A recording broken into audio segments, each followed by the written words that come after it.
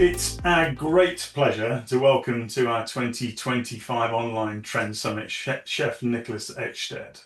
Inspired by his childhood in northern Sweden, Niklas opened his Stockholm restaurant in 2011. No gas, no electricity, just wood and flame and ancient techniques. I guess you could say redefining cooking with fire. Within 2 years, earned a Michelin star, and in 2024 was honoured as a world-class chef by the Best Chef Awards, really blending 18th century tradition with modern creativity. Niklas has become a household name in Scandinavia and really a pioneer of an elemental cuisine. Niklas, thank you so much for joining us today. It's a great pleasure to welcome you to our virtual stage. I mean, thank you very much. I'm just always happy to talk about food and the culinary world, and also fun to talk about trends. Of course. Considering I cook very old food, I'm very untrendy. Yeah. Well, look, just a message to everyone that's joining the summit today. If you're a Trend Hub subscriber, you can discover more about the topics in this discussion in our 26-27 food and drink trends framework, particularly in our work in cuisines and ingredients and that kind of information. So enjoy that. But this is about exploring your view on the world. So, Niklas, let's jump in and let's, I guess, start with where it all began. Perhaps you Hmm. could take us back to Japan, your childhood memories of the forest and the fire and the Yeah. archipelago. How did those early experiences shape your relationship with food? I think like all people we're shaped by our childhood, I mean, deeply. And I mean, there's not a book, biography by any famous person that don't start with the first years of the person. And likewise, I mean, I was very shaped by my young years and my early childhood in Sweden. And I think, looking back at it, like in my 20s, I really didn't want to. I mean, I just wanted to escape it. I just wanted to be as far away as possible from my parents and from my childhood memories. But then, when you grow older and you become wiser, you tend to be more nostalgic. And I think that's what happened to me in 2011. I had two children of my own. Mhm. I was in the middle of my career. I wanted to do something that was important to me, but I also wanted to do something that was deeply rooted in my own traditions and my own culinary world. And so I started thinking, where did it begin? What's important to me? How did I cook as a child? Are there any flavors or smells that were really and I think at this time the whole world started looking, or the whole world was looking at Scandinavia in like Noma, Fävik, and Chef's Table had like two, three, four episodes about different Scandinavian chefs. And so it was also very personal to me, that I wanted to do a restaurant that was not just a fine dining restaurant, that it was actually something that meant something. And so I started thinking a lot about Scandinavian cooking techniques, where it came from, because at this time the Scandinavian high-end famous restaurants were all focusing on products. Yeah. So like Klaus Mayer and Rene Redzepi and Mats did when they founded Noma, was that they looked at the map of products and producers and just flipped it upside down. Because before Noma, there was like fine dining restaurants in Scandinavia sourced ingredients from Southern Europe. If you wanted a nice chicken, it was breasts. If there was pig, there was Spanish pig. If there was a ham, there was Italian, or so on. And so, I mean, there were restaurants that were using Scandinavian products, but it was more out of like an organic or sustainable thing. That what Noma did was that they focused on the products as to be flavorful and tasty, and that Scandinavian food tasted better than Southern products. Yeah. And of course, I was inspired by that as well, and thought that was a very fascinating story. But when I was opening the restaurant, I just wanted to do something that was different from what they were doing. I wanted to do something that was different from Noma. Yeah. I wanted to do my own thing. And so I started thinking about the techniques, the technical aspects of it. And so my childhood was very much going out to the forest, uh, my parents at this when I was young, they were running an outdoor company. They were working with canoes and Yeah. Okay.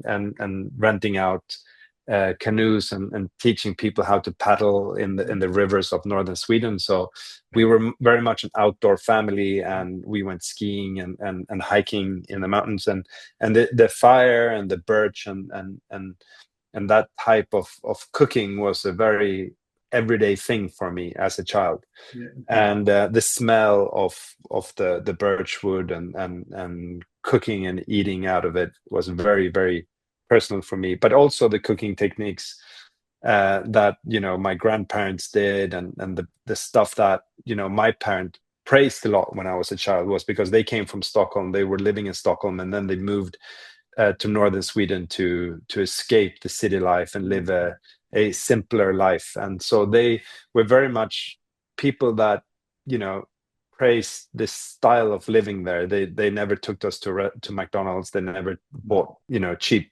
Yeah. food. They always sourced like the best ingredients that they could get where we lived. And so I was raised on like strawberry during the summer, and blueberries in fall, and mushrooms when the winter came. We bought a lot of game and from the Sami community, and we. So my childhood was, looking back at it, like it was incredible. It was amazing, the food that my parents cooked and the way that we lived. And of course, growing up, that was just every day. You didn't think of it, and you didn't think of it as something special. And I don't know, I guess you thought that all kids lived like Yeah. this. And then when you get older and traveling and traveling to high-end restaurants and meeting people from around the world, and you told them how your childhood was, they were like, no, they almost thought you were like lying or like joking, Yeah. because this was long before it was trendy to be an outdoor Scandinavian. Yeah. And so I guess that when I was going to open my restaurants, I was like, just wanted to really praise that childhood Yeah. memories. What do you think?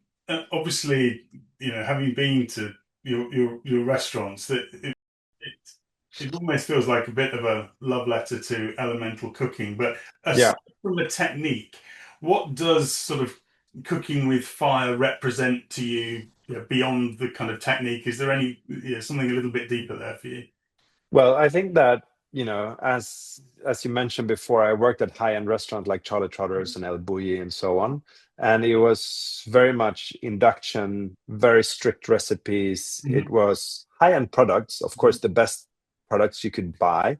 Yeah. But the technical aspect of it was very clean and almost like a lab or surgery. It wasn't like it was so far from cooking, a cast iron pot over a live fire. It was the opposite. Yeah. Yeah. And but I thought that that was the way to do a fine dining restaurants. But then, in 2005 to 10, there were people that were starting to questioning it. Like, is it really better to cook a duck in a plastic bag Yeah. than cooking it in a pan Yeah. or a pot over a fire? So it was all these things. And Ekshibari came along, of course, as well, that really pioneered like the grilled technique of the Basque food. And you talk to chefs where they wanted to eat. They wanted to go to that style of restaurants. They maybe necessarily didn't want to go to like uh, you know to a molecular gastronomy restaurant. They wanted to go more to a rustic restaurant. So the whole thing, like, think we're leaning towards that style of cooking. So I guess that what I wanted to do with the fire cooking was as well to get the young cooks and chefs that were working with me cooking.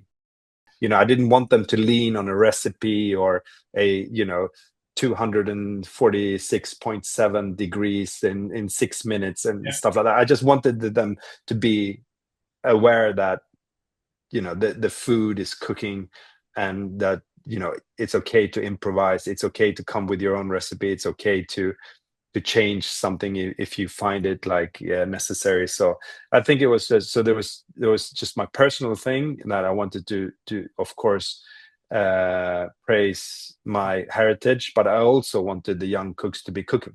Yeah, because when you cook like that, you have to be connected with it, don't you? You have to Yeah, feel and use all your senses, and not necessarily pieces of electronic gadgetry and technology. It's a much more emotionally engaging way of cooking, isn't it?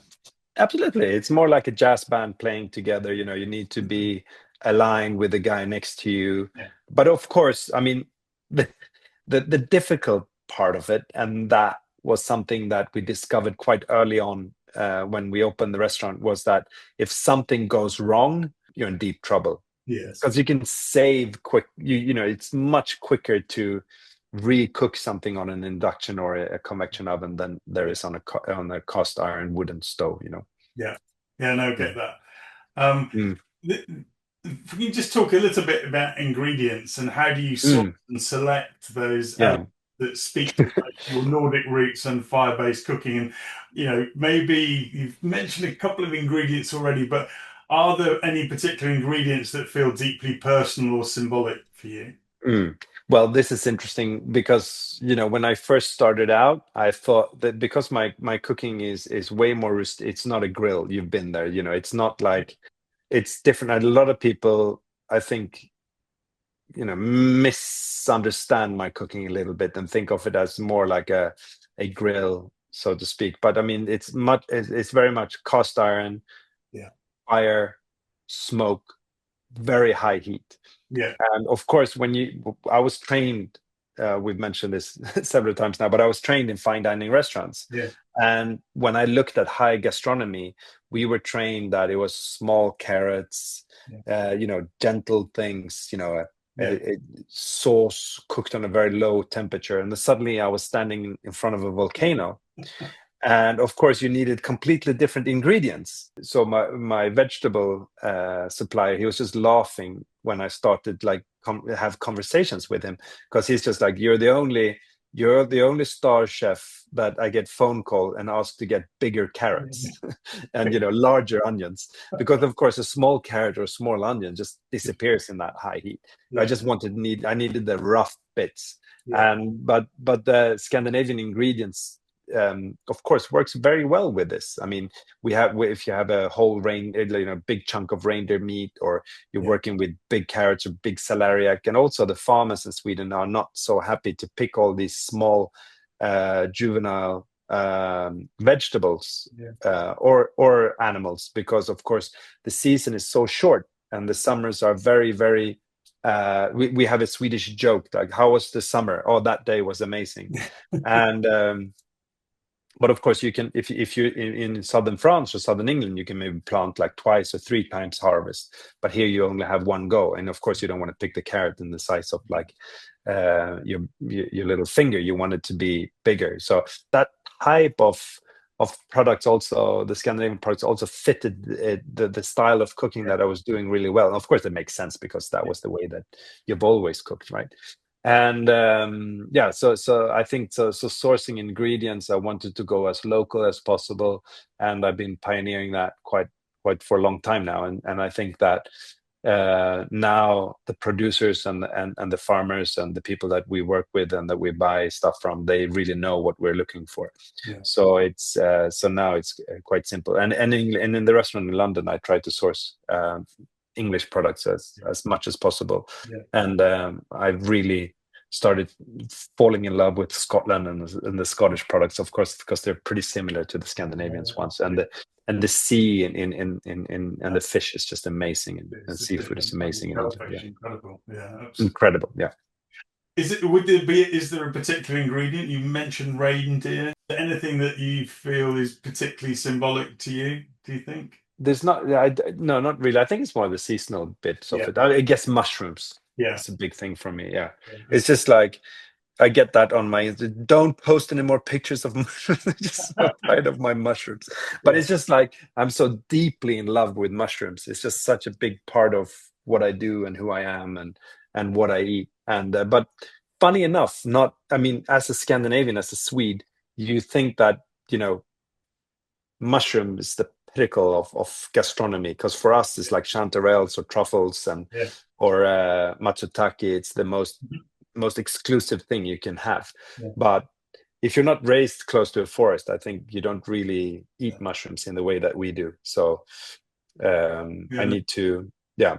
You've spent time studying in depth, historical cookbooks and those sort of pre-industrial methods. What Mm. sort of And they're lessons? getting quicker now with AI. So I'm Yes, of very, very course. happy for that, because the reading bit has been always been problematic to Yeah, reading old Scandinavian language. And also the knowledge of it is not as big as reading Old English, because there's just very few people that can read it. yeah, okay. And now with AI, it's very quick to read old script. So actually, my research now is much, much, much, much quicker. I mean, it's like what I can do in 1 hour used to take 5 days. It's Yeah, just okay. incredible. I can also search through the text way quicker and look for these different difficult what I'm looking for. So yeah. No, sorry, what was the question? Yeah, no, no. Sure. What sort of lessons do you think that modern chefs and food creators, I guess, can learn by looking back to look forwards? Mm. I think. I think something that really has been interesting to me is the way that in the older days, I mean, I tried to look for old technical aspects of Scandinavian cooking or general European cooking, because it Mhm. was very similar, of course. Yeah, But the way that they wanted to get rid of the smoke flavor yeah, is interesting, because we tend to like because of back then, everything was fired by wood, of course, the stove, yeah, your house, the yeah, the heating, eating. Yeah, yeah, even, yeah, everything. And so the smell of smoke and the taste of the wood, or what we would consider as very tasty today, yeah. was considered as poverty back then. And especially the people that wrote books, because very few people could afford a cookbook, of course. Mm. So the cookbooks was usually published and sold to finer homes, and they really wanted to get rid of it. And so a lot of the cooking techniques are actually using old element style of cooking in old fire heated stoves, but to very reduce the grilled flavor that we praise so much today. Yeah, So that's really interesting, is something that you need to know about when you yeah. start reading these old recipes. And it's, of course, it is, as you've said, it's so revered now. Actually, that would be almost one of the indicators of, a sign of, craft or quality or whatever, to have those flavor traits. Yeah, and the smoked, if you think of like um, um, barbecue, for Yeah, example, in the United States, and in Texas, and South Carolina, and yeah, North Carolina, where a lot of like the barbecue is so famous today. And that was actually brought to them by the Europeans when they immigrated mhm, to the United States. yeah, And it was Hungarian, Polish, Scandinavian people that arrived that were very, very poor, yeah, and were fleeing famine and poverty in Europe. And when they arrived, and Germans as well, a lot of Germans in Texas. yeah. When they got there, they started to cook the way that they cooked in Europe. Yeah, And these poor uh, people that took what they had, they were smoking ham or meat or fish in the backyard, and that eventually then turned into American barbecue, which is a little sweeter and a little slow and low, but it was just a way for them to preserve the season, and giving their ham or the meat a longer shelf life. wow, yeah. You mentioned obviously tech. We're talking a bit about technique there. How do you Mm, translate your passion for ancient technique into what is a modern dining experience that excites guests, yeah. create it into an experience that people Mm, want to come to and enjoy mm, in a mm. restaurant scenario? Yeah, no, I mean, that's a great question, because that's where it all sums down to. And it's so important. It was something that I had in perspective when I first opened the restaurant. That was very, very important to me, that, that the restaurant was not a museum, that it was not something that, that people came to see like that. I just wanted it to be a contemporary restaurant that people really enjoyed. And that also was, you know, competing with the best restaurants in the city, because I, as from a fine dining environment and working at high-end restaurant, I didn't want it to be, a Viking museum in Yeah. Stockholm that was cooking old style cooking. I wanted to be Yeah. among the best restaurants. And so the dining experience was very important to me, that the dishes and the flavors and what was on the plate was very contemporary and modern and stuck out. And so I guess that the cooking techniques were very rustic, very flavorful, and then we plated them up in a more like modern dish. And but it's something that I'm still in conflict with Okay.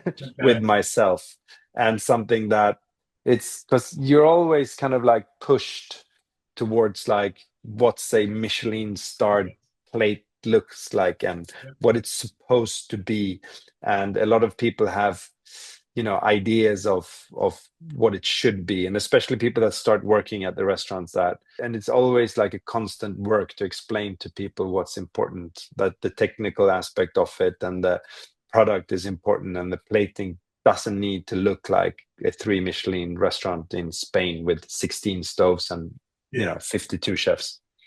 How important do you think is this sort of experiential side of it, and I suppose the theatre of it? 'Cause as a Mm. designer, I know it's that for me is part of the experience to actually see what's happening, seeing the chefs connecting with the fire. Yeah. Do you think that's an important part of the I experience? think it's super important, and I think that's where fine dining restaurants is going, and I think that's the way fine dining will survive. Yeah. And with the technology now leaping so enormously quickly, and that what you and I experience every day online and in stores, and it's just incredible what technique can do. But what we can deliver as similar to a theater or Yeah. a opera or a restaurant, it's just unbeatable to Yeah. get that, the smell, the experience, and also the danger, Yeah. because that's the danger, or something that Yeah. has a consequence. I Yeah. think it's the difference between an online experience or like a computer game or a video or a TV show, that a live experience is that challenging yourself by eating a mushroom you never heard of, or Yeah. eating an oyster for the first time, or you know try to just introduce a new fish or a new vegetable for someone. That nerve and that experience is just like, you can't get that experience anywhere else than in a restaurant. And also, be a little bit irritated on the waiter can also be an experience. Yeah. It's just all these small little things Mm.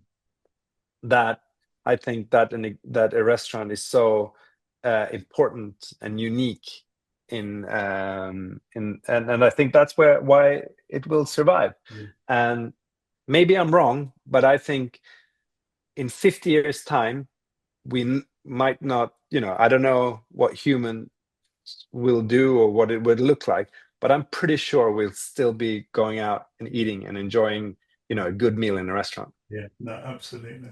But we couldn't talk today without talking about Scandinavian cuisine more broadly. And Mm, you referenced some of the mm, restaurants and some of the chefs already. The monumental influence on global mm. culture over the last Yeah, 20 years. Where do yeah. you see that influence evolving to next, do you think? First of all, I've been very lucky to be a part of this. I mean, when I first started out cooking in Sweden, and no one came to eat Scandinavian food. I mean, zero. I mean, we didn't have any food tourists. There was no one was interested. I mean, they came for fashion, for Yeah, furniture, yeah. landscape, you Oh, know, outdoor experience, all that. But no one came to Scandinavia to eat food. yeah, And that changed 10, 15 years ago. And suddenly everyone talked about Scandinavia. yeah, And now, of course, we're one of the most established culinary destinations in the world. And people go to Japan, they go to Scandinavia, they go to France, they go to the Basque Country. There's certain things, certain areas, and we're very blessed with that. And I've been very lucky to be been cooking at this monumental time period for Scandinavian cuisine. And I think that what's different now than 20 years ago is that now it's established. It's going to be interesting to see if it's going to travel, because like Italian food, French food, and all these Japanese food has traveled quicker, but we don't really have something.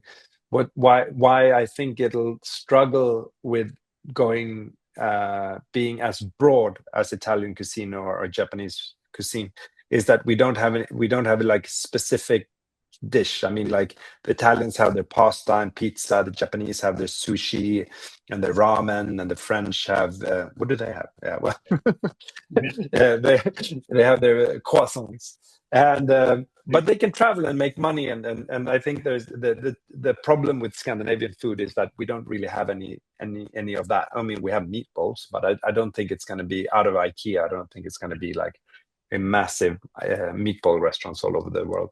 So I think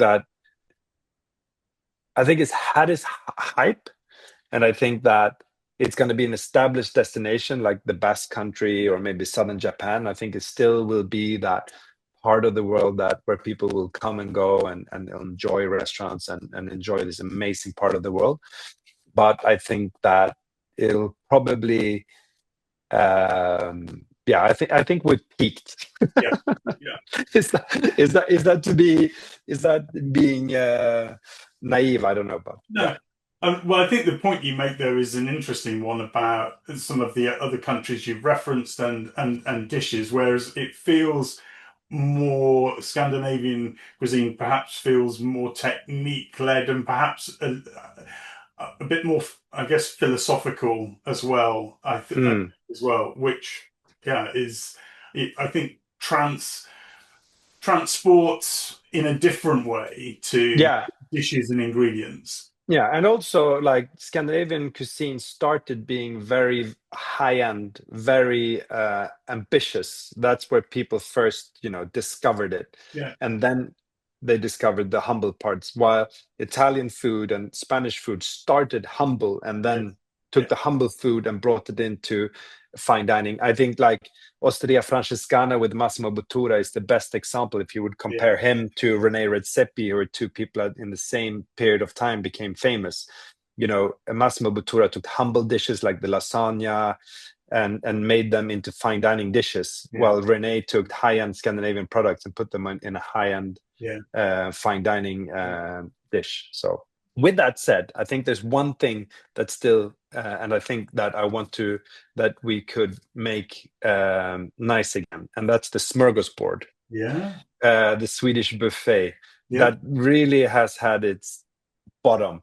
And I think that's something that we could maybe bring back to life and do something cool about.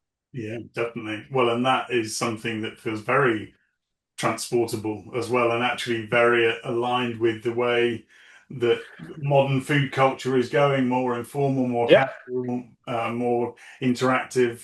So you've been a champion of obviously outdoor and slow and analog cooking. Do you see this growing, this kind of elemental cooking experience? Do you see it growing beyond just chefs, everyday cooks? Obviously you have, we'll talk more about your TV work in a minute, but do you see that growing just beyond the chef community?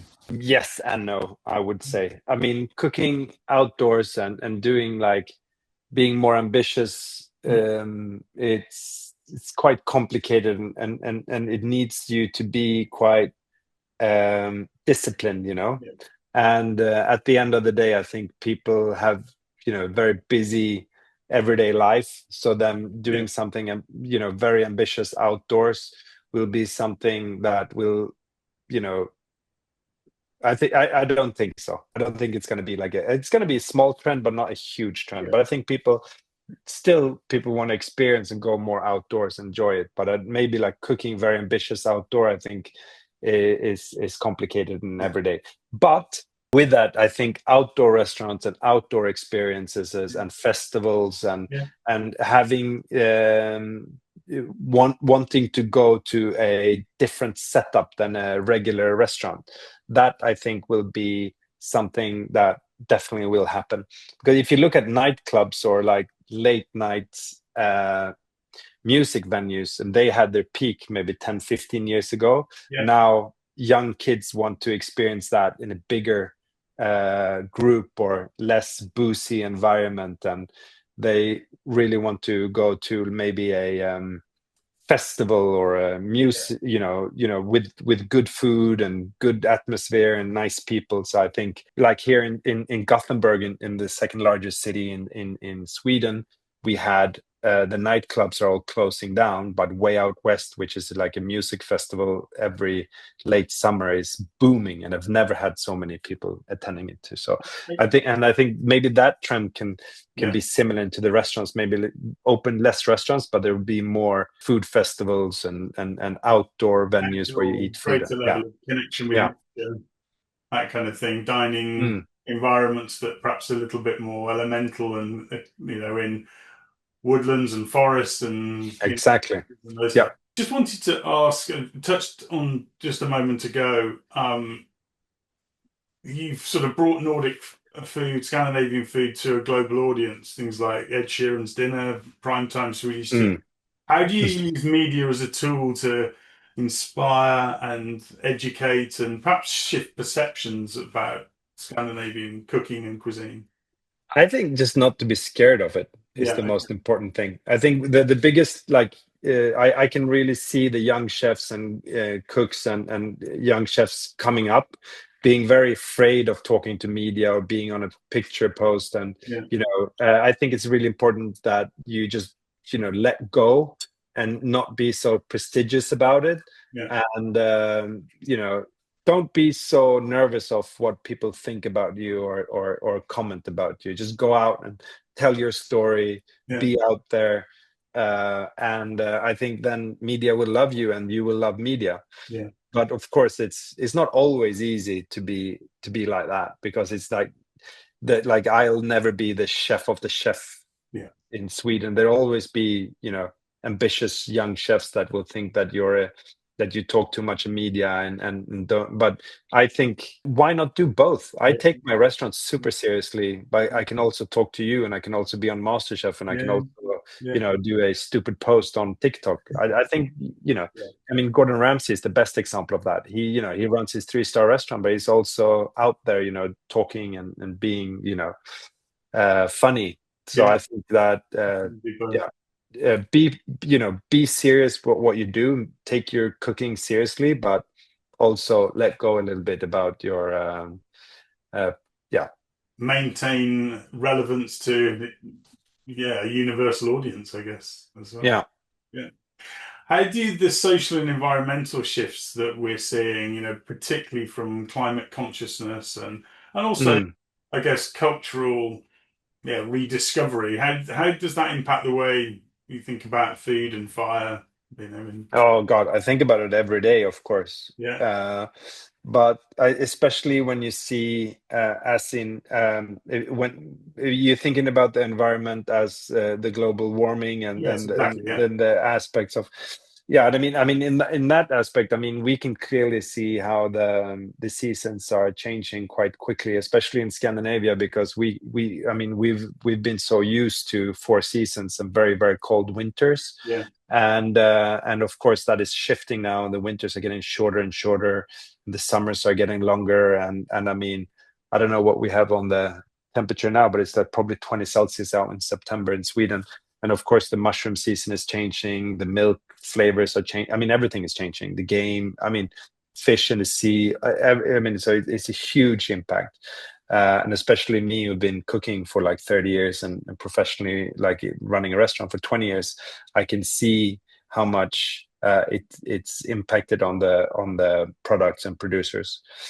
So it's something that I'm completely aware of, but it's very, very, very, very troubling in that aspect. But it's also, I mean, the only thing I can do is like do my best, try to source local ingredients, try to work as sustainable as I can, and also supporting a government, because I think democracy is the only way to tackle these things. Yeah. Because when democracy collapses, Yeah. we can't do anything about it. You can see that in Russia or in places where democracy have collapsed, then they're completely gone. So Yeah. I think we can recycle, we can work in the restaurant and try to make sure that our products are as at best. But the most important thing is to praise and to take care of democracy and make sure that that the right people are governing. Yeah. Yeah. That's the most important thing we do. And I try to also to really get my young staff and friends to really go out there and vote and make sure that we stay relevant when it comes to democracy, because it's what it's like today. We're suffering. Yeah. If you haven't got that, then what have you got? What can we do about it? I mean, like, if we don't have a working government, we're screwed. Yeah. Yeah. We've sort of touched on this, but I want to ask, as a sort of direct question almost. We've just acknowledged, just in your last comments, that the world around us is changing socially, culturally, environmentally. How do you think higher end, I wouldn't say fine dining, but higher end dining, how does that kind of coexist with all of those changes forces into the future in your view?